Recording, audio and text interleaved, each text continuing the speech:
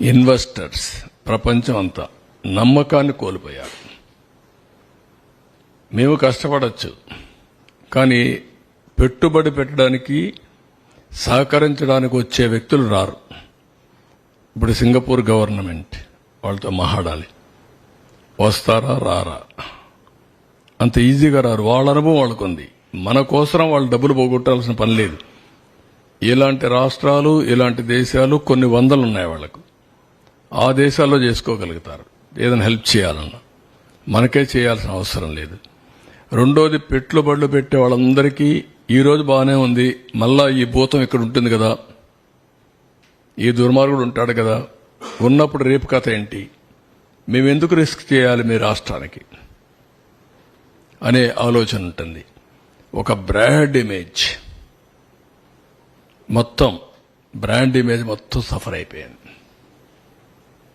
ఎవరిని అడిగినా ఇంకా కూడా ఆలోచిస్తాం, చేస్తాం, అన్ని బాగానే ఉన్నాయి, మీ ట్రాక్ రికార్డు బాగుంది, మీ రాష్ట్రంలో మళ్ళా నమ్మకం ఏంటి మాకు, మీరు ఎట్లా అష్యూరెన్స్ ఇవ్వగలుగుతారు అని అడిగే పరిస్థితి వచ్చింది.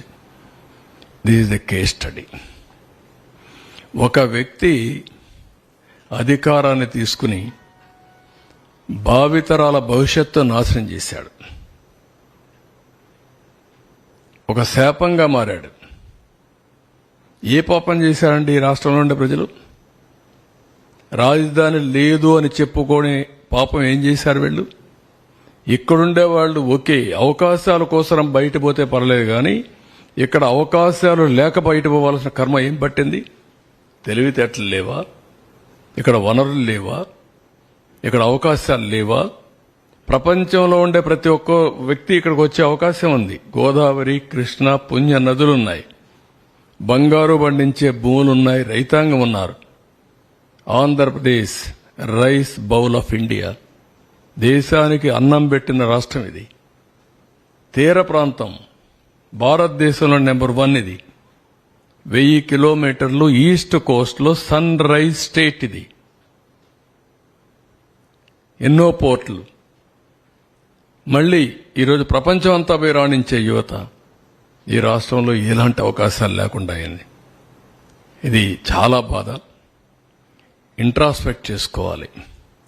ఇలాంటి వ్యక్తులు ఇలాంటి ప్లేస్ని రాజకీయాల్లో ఉండడానికి అర్హత ఉందా అనేది ప్రజలు ఆలోచించాలి. ఈ ఆవేశంగా నేను మాట్లాడడం కాదు, ఏదో మమ్మల్ని ఇబ్బంది పెట్టారని నేను ఆలోచించడం కాదు. కానీ 5 కోట్ల ప్రజల భవిష్యత్తు కోసం పదే చెప్తున్నా, మీరు మరిచిపోకుండా ఆలోచించుకోవాల్సిన అవసరం ఉంది. ఇలాంటి వ్యక్తి ఇలాంటి పోస్టుకు అర్హుడా, రాజకీయాలకు అర్హుడా అని కూడా ప్రజలు ఆలోచించుకోవాల్సిన అవసరం ఉంది. మళ్ళీ ఎన్ని జరిగాయి పీడకలం. Now rebuild. ఎట్లా రీస్టార్ట్ చేయాలి, ఎట్లా రెస్టోర్ చేయాలి ఇన్వెస్టర్స్ కాన్ఫిడెన్స్, బ్రాండ్ ఇమేజ్ మళ్ళా అంచెలంచెలుగా నమ్మకాన్ని కల్పించాలి. Vision to create a world class capital which Boost the image of the state and improves the confidence of the people. మళ్ళా ప్రజలకు నమ్మకం రావాలి, మళ్ళీ రాష్ట్రం నిలబడాలి. ఇది ఒక ఎగ్జాంపుల్గా ఇక్కడి నుంచే, ఎక్కడైతే బూడిద చేసిన ఈ ప్రాంతం నుంచే మళ్ళా బంగారు భవిష్యత్తుకి నాందు పలకాలి. అది డెఫినెట్గా జరగాల్సిన అవసరం ఉంది. నెక్స్ట్, అందుకే ప్రజా రాజధాని అమరావతి ఏ ఒక్కరి రాజధాని కాదు, ఏ ఒక్కరి కోసరం కాదు. అందుకే డే 1 ప్రజా రాజధాని అని పేరు పెట్టాం.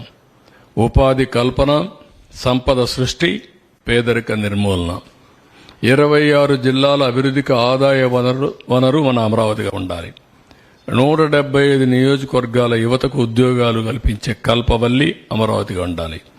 ప్రతి పంచాయతీ సంక్షేమానికి నిక్షేపం మన ప్రజా రాజధాని.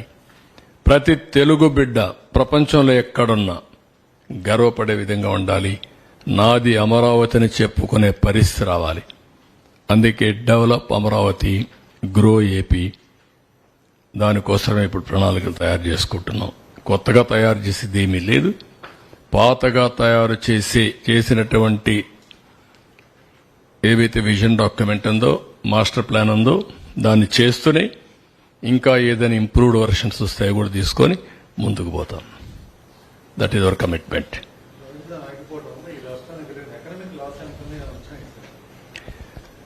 అందుకే నేను ఒక మాట చెప్పాను, ఎంత అని చెప్పలేకుండా ఉండే పరిస్థితి. ఒక్క విషయం మీరు చూస్తే ఆ రోజే ఎకరా 10 కోట్ల రూపాయలు అమ్మే పరిస్థితికి వచ్చింది. అక్కడి నుంచి భూమి అడిగేవాడే లేడు. ఒక ఎకరా 10 కోట్ల రూపాయలంటే చుట్టుపక్కల అన్ని భూములు మీరు లెక్కేస్తే ఈ 5 ఏళ్లలో అమరావతి ఇదే మరిగా పనులు జరుగుంటే ఇక్కడ భూములు అమ్మిన వాళ్ళు బయట భూములు కొనడం మొదలు పెడితే ఇది ఒక సైకిల్.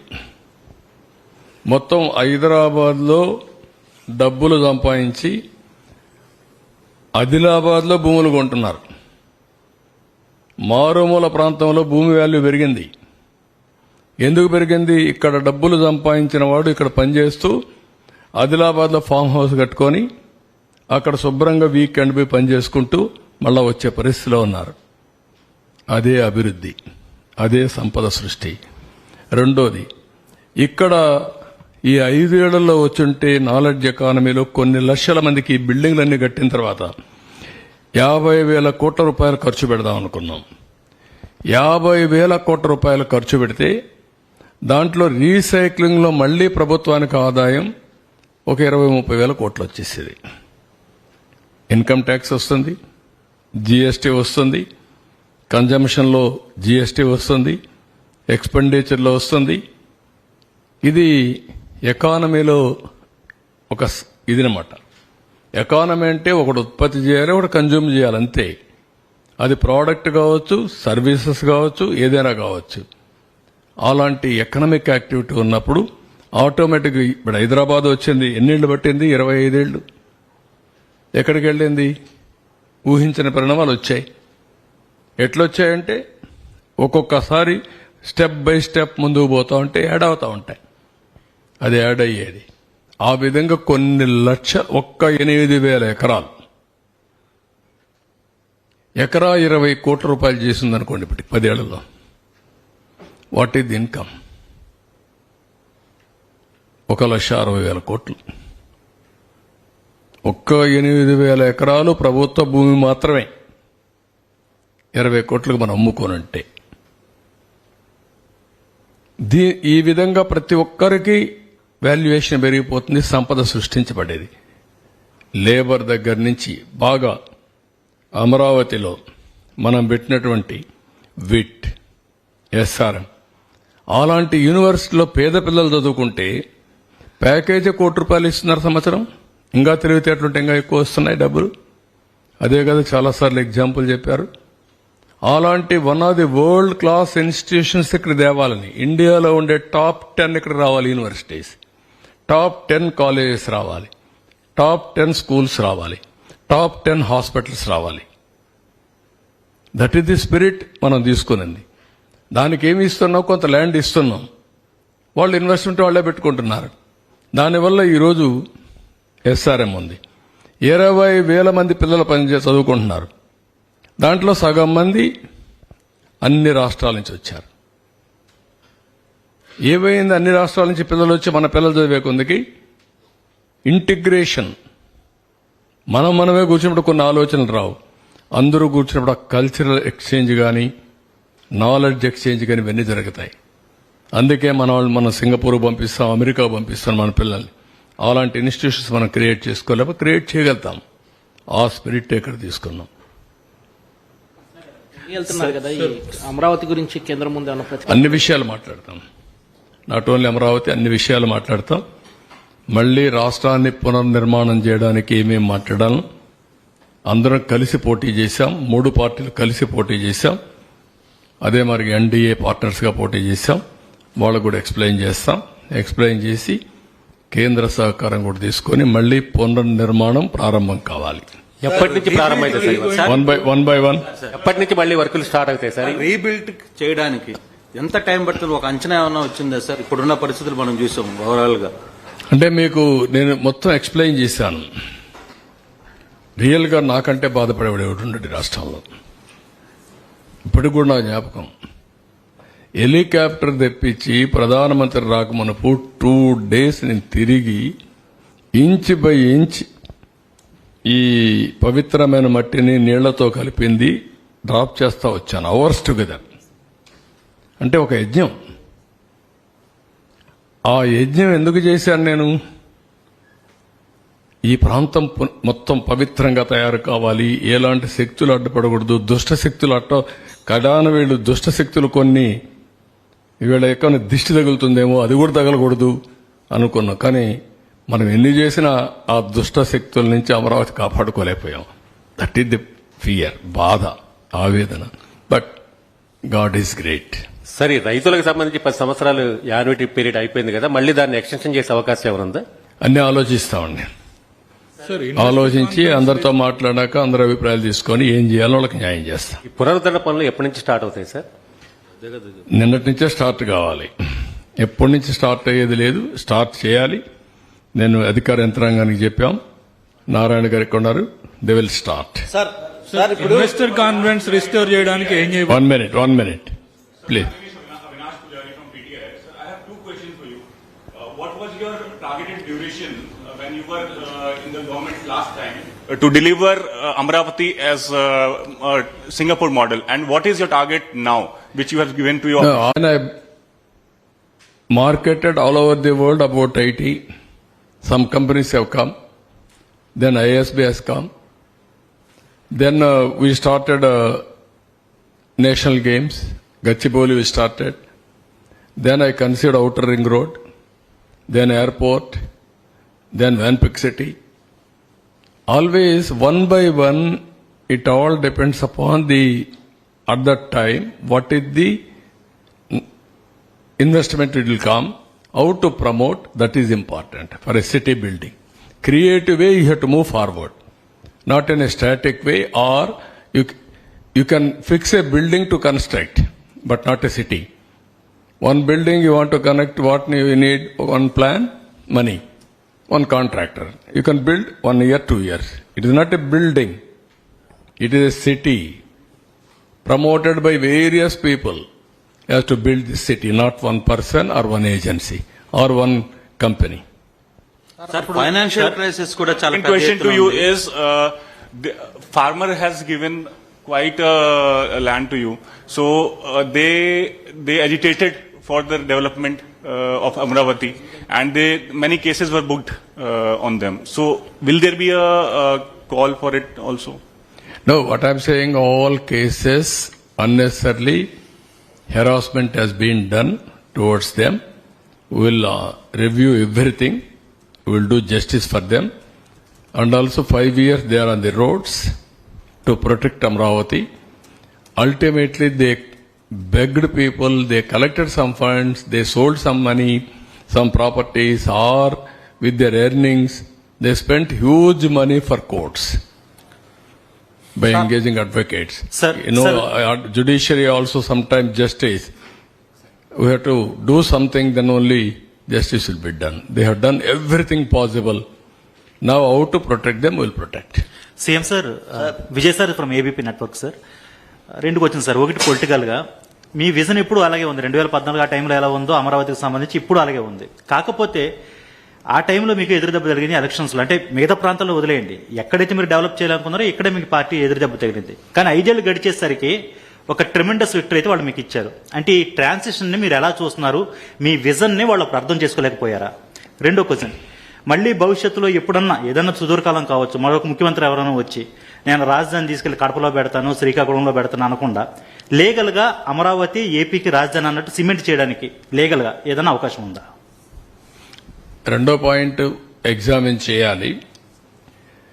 ఎవ్వరు కూడా మరీ ఇలాంటి మెంటల్ ఫెలోస్ వస్తే తప్ప ఇంతవరకు ఇండియా చరిత్రలో రాజధాని మారుస్తా అన్నాడు ఎవడు లేడు. స్వతంత్రం వచ్చిన తర్వాత ఎవరన్నా ఉన్నారా? నాకు తెలియదు, మీరు చెప్పాలి. నేను కూడా 45 ఏళ్ళు రాజకీయాల్లో ఉన్నా, at the helm of affairs లో ఉన్నా. నేను ఎవరిని చూడలా. First time I'm seeing a different politician. మీరందరూ అర్థం చేసుకోవాలి, ఎవడు రాలా. అలాంటి తిక్క వాళ్ళ దగ్గర, పిచ్చోళ్ళ దగ్గర కూడా రాష్ట్రాన్ని కాపాడడానికి ఏం చేయాలో ఆలోచించాలి ఇప్పుడు. Not only for Andhra Pradesh, it is a case study for the country. దేశానికి కూడా ఒకే స్టడీ ఇది. ఇప్పుడు రెండోది, ఓసారి బాధేస్తుంది. నా ఇంటెన్షన్స్ ఆర్ గుడ్. ఓసారి నా ఇంటెన్షన్స్ ప్రజలు అర్థం చేసుకునేట్టుగా నేను చెప్పలేకపోవడం కూడా నా తప్పు కావచ్చు. లేకపోతే వాళ్ళు కూడా ఓసారి ఎమోషనల్ గా డిస్టర్బ్ కావచ్చు. అల్టిమేట్ గా రిజల్ట్ ఇస్ సేమ్. నేను సఫర్ అయ్యా, రాష్ట్రం సఫర్ అయింది, అందరం సఫర్ అయ్యా. హైదరాబాద్ కూడా మీరు ఒకసారి చూస్తే, నేను ఆ రోజు 2004లో కానీ హైదరాబాద్లో కానీ కంటిన్యూ అంటే ఇంకొక లెవెల్కి వెళ్ళిపోయింది. అది మళ్ళా 10 ఏళ్లు పట్టింది. ఈ రాష్ట్రం కూడా 5 ఏళ్లు కానీ కంటిన్యూ అంటే కంటిన్యూటీ ఆల్వేస్ క్విక్ రిటర్న్స్ వస్తాయి, ఫాస్ట్ గ్రోత్ వస్తుంది, బెటర్ ఎకానమీ ఎస్టాబ్లిష్ అవుతుంది. అక్కడ గ్యాప్ అనేది కొంత నష్టం జరిగింది, కానీ నేను రిపెంట్ కావడం లేదు. నేను ఎప్పుడు కూడా పాజిటివ్గా ఆలోచిస్తా. ఏది జరిగినా మళ్లీ దాన్ని అక్కడి నుంచి స్టార్ట్ చేసి ముందు తీసుకుపోవడం తప్ప ఎనిక్కిపోయే సమస్య ఉండదు. Sir, switch challenge determination.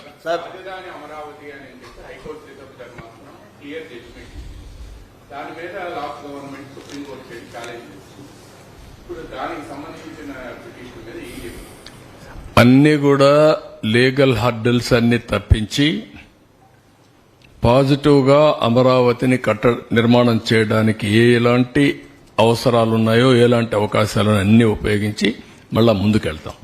Legal గా ఏం చేయాలి, నేను ఇక్కడ మీకు స్పరాది మూమెంట్ ఇచ్చేస్తా, ఇది విత్డ్రా చేస్తా అని కాకుండా లీగల్ ప్రాబ్లమ్స్ అన్ని సార్ట్అవుట్ చేస్తాం. త్యాగం చేసిన వాళ్లపైన పెట్టిన కేసులు కూడా రివ్యూ చేస్తాం.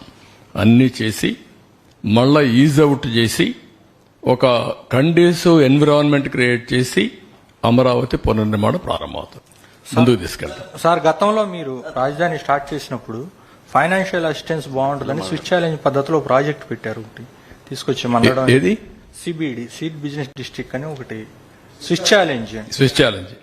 అది అట్లాంటిది ఏమైనా చేసే ప్లాన్ ఏమైనా చేశారు? అట్లా అన్ని కూడా వర్కౌట్ చేయాలి.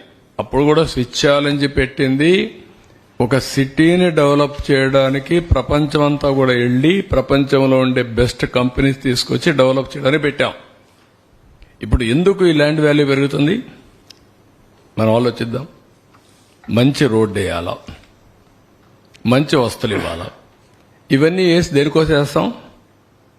మంచి కంపెనీలు రావాలా, మన పిల్లలకు ఉద్యోగాలు రావాలా, సంపద సృష్టించాలా.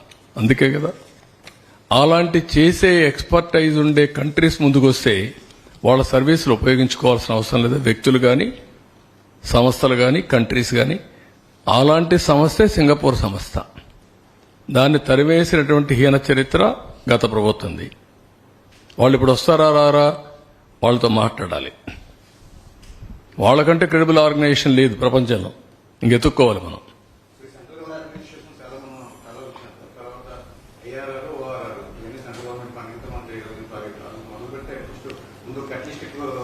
Already started. ఆ అటెంప్ట్ అప్పుడే స్టార్ట్ చేశారు. 132 ఆర్గనైజేషన్లకు గాను 122 మంది రాలేదు. మొన్నే మీరు చూశారు, all India institute of medical science. నేను ల్యాండ్ ఇచ్చాను, అన్ని ఇచ్చాను. నీళ్లు ఇవ్వకుండా 300 బెడ్స్తో ఆపరేట్ చేసే పరిస్థితికి వచ్చారు. 950 బెడ్లు ఆపరేట్ చేయాలి అంటే మీరు ఊహిస్తారా దీన్ని? ఓపీ కూడా తగ్గించారు. నీళ్లు లేవు. ఎవ్రీడే 50 ట్యాంకర్లు 60 ట్యాంకర్లు తీసుకురావాలి. మొత్తం హాస్పిటల్లో పేషెంట్ల వెహికల్స్ కాదు, అక్కడ మొత్తం వాటర్ తీసుకొచ్చే ట్యాంకులు ఉన్నాయి. ఆ పరిస్థితికి వచ్చారు. ఆ నీళ్లు కూడా ఎలాంటి నీళ్లు వస్తాయో తెలియదు. Sir, Amaravati is one by one fast, only 1 or 2. Sir, if you think a bit and if you have realized or not, Amaravati is a greenfield city. At the same time, another city is also being built in Saudi Arabia called NEOM by Mohammed bin Salman. So, would you collaborate with them? Would you, because they have gone ahead, I think. So, We'll work it out. Best cities, top 6 cities they have mentioned at one stage. World best or upcoming cities globally. One among them is this I had to go through. And if necessary, best cities, upcoming cities, we'll have a tie-up. I think these are 2 cities which are being built from the scratch actually right now in the world. Yeah, I will go through that. Sir, ఇప్పుడు CRDA చట్టానికి విరుద్ధంగా R5 zone అనేది ఒకటి పెట్టి మొత్తం విజయవాడ గుంటూరులో ఉన్నటువంటి వాళ్ళందరూ కూడా ఇక్కడ స్థలాలు కేటాయించారండి. ప్రస్తుతం సుప్రీంకోర్టులో స్టేట్ గవర్నమెంట్ పిటిషన్ వేయడం జరిగింది. సో ఇప్పుడు గవర్నమెంట్ దాని పిటిషన్ విత్డ్రా చేసుకుని మీరు అదే బ్రదర్, వాళ్ళ ఊర్లో వాళ్ళకి భూమి కావాలి కానీ ఇంటి జాగా కావాలి కానీ ఇక్కడ కావాలని వాళ్ళు కోరుకోలేదు. అవును సార్, అది గవర్నమెంట్ అలా చేసింది సార్. ఇప్పుడు దాన్ని ఏమన్నా రివ్యూ చేసి పిటిషన్ విత్డ్రా చేస్తారు. అది అవన్నీ కూడా వర్కౌట్ చేస్తాం లీగల్ గా. వాళ్ళకు కూడా ఇంటి జాగా లేకపోతే వాళ్ళకి ఇంటి జాగా ఇచ్చి వాళ్ళకి ఇళ్లు కట్టించి ఏం చేయాలని అవన్నీ వర్కౌట్ చేస్తాం. నేను ఎప్పుడు కూడా పాజిటివ్ గా ఆలోచిస్తాను, నాట్ నెగటివ్. నేను ఎప్పుడు కన్స్ట్రక్టివ్ గా ఆలోచిస్తాను, నాట్ డెస్ట్రక్టివ్. వాళ్ళు కూడా ఇక్కడికి ఇచ్చిన వాళ్ళు కూడా నష్టం ఉంటే వాళ్ళకి ఇచ్చిన వాళ్ళు జనైన్ అయితే అక్కడనే ఇంటి జాగా ఇచ్చి ఇల్లు కట్టించి వాళ్ళు సెటిల్ చేస్తాం.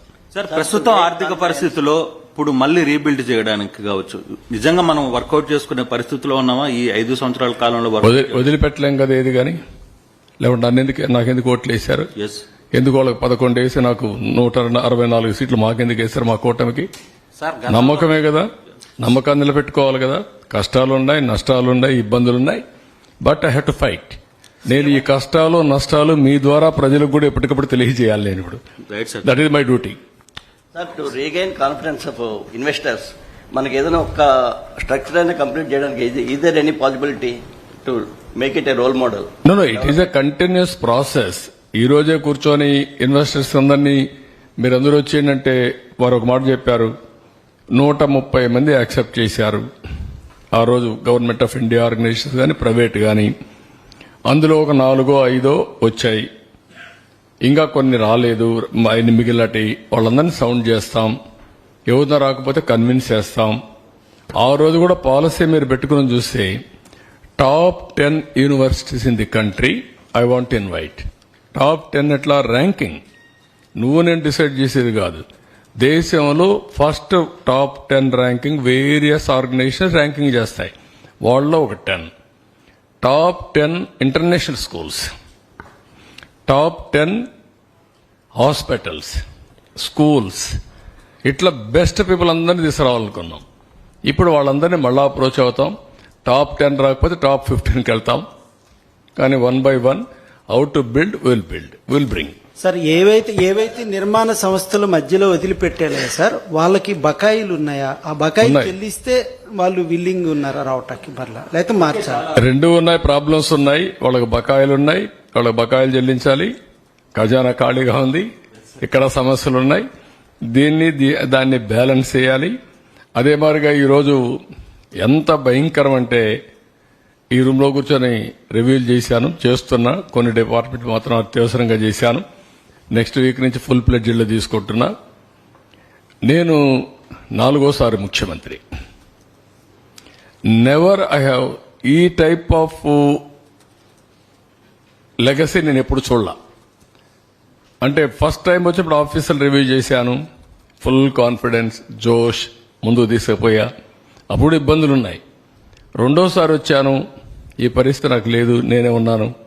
మూడోసారి వచ్చాను, అప్పుడు కొన్ని ప్రాబ్లమ్స్ ఉన్నా, కొత్త రాష్ట్రం, సవాళ్ళ ఛాలెంజెస్, పరిగెత్తమంటే పరిగెత్తే యంత్రాంగం. ఇప్పుడు వచ్చిన తర్వాత యంత్రాంగం డల్ అయిపోయారు, అలవాట్లు మారిపోయినాయి, వ్యవస్థ మొత్తం డిస్ట్రాయ్ అయిపోయింది, సిస్టమ్స్ అన్ని కొలాప్స్ అయిపోయినాయి. మేము వదిలిపెట్టిపోయింది. ఇప్పుడు ఉదాహరణకు ఈరోజు మేము చూస్తే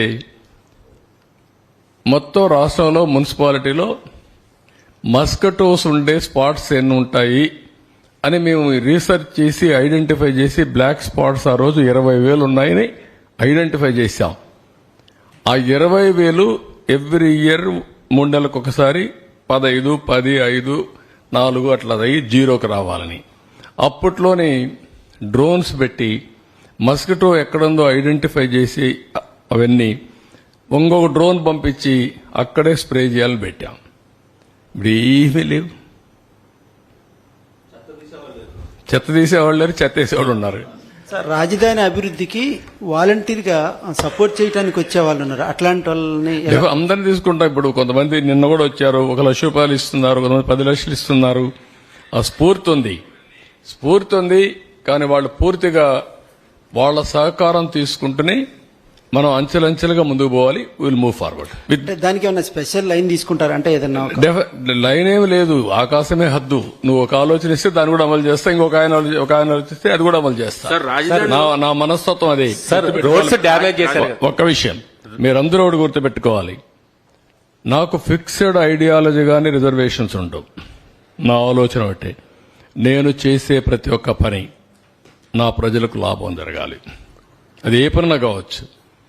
రోజు రోజుకు వాళ్ళ జీవన ప్రమాణాలు పెరగాలి. పేదవాడికి అండగా ఉండాలి. పేదవాడికి అండగా ఉండాలంటే సంపద సృష్టించాలి. మళ్లీ వాళ్ళు ఏ విధంగా చేయాలనో మనం మీరు చూశారు, కష్టాలున్నాయి. 4,408 కోట్ల రూపాయలు పెన్షన్స్ ఇచ్చాం. ఇవ్వడం కాదు, రాగద్వేష కొంతమంది అన్నారు ఇందులో వైఎస్ఆర్ కాంగ్రెస్ పార్టీ కావాలని ఇచ్చుకున్నారన్నారు. కాదు, ఫస్ట్ అందరికి ఇవ్వండి, అనర్హులుంటే తర్వాత చూసుకుంటాం, కానీ కక్ష విధానం ఎక్కడా ఉండడానికి వీల్లేదన్నాం, ఇచ్చాం. ఆ విధంగా ఏది చేసినా కూడా ప్రజాహితం కోసమే పనిచేస్తాం తప్ప ఇంకోటి కాదు. In course of time you are going to witness. Thank you.